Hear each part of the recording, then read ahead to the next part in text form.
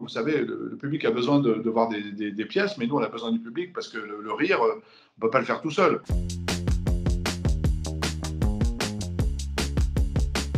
C'est l'histoire d'un banquier d'affaires voilà, que j'incarne, qui est un type assez froid, assez austère. Voilà, c'est un type qui est dans la finance à Paris, voilà, pas trop d'amis, pas trop de loisirs.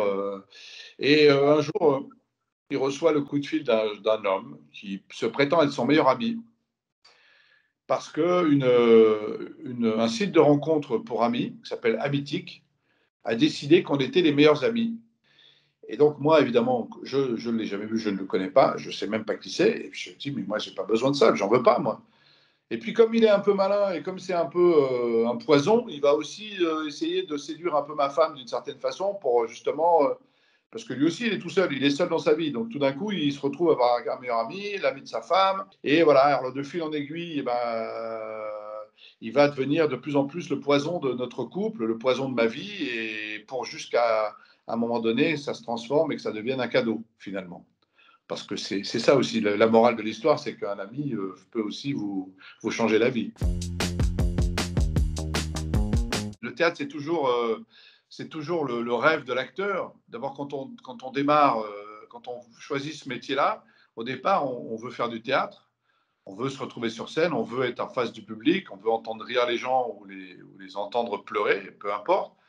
Même si on fait du cinéma, qu'on a du succès ou pas, enfin bon, bref, même quand on a une carrière au cinéma ou à la télévision, bah, on a toujours envie de retrouver les sensations du théâtre, la sensation d'être, je dirais, de quitter sa zone de confort, comme on dit, et de se retrouver vraiment confronté au public en direct et avoir tout de suite ses impressions, ses rires ou pas, vous voyez. Donc c'est une autre émotion, mais c'est très important pour un acteur.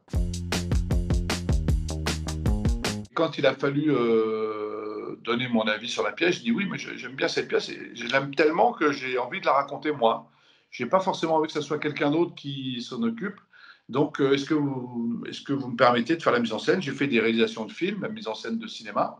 Est-ce que vous me laissez parce que j'avais des envies, des images, j'avais déjà des idées de gags pour la pièce. Donc, voilà, on m'a dit oui.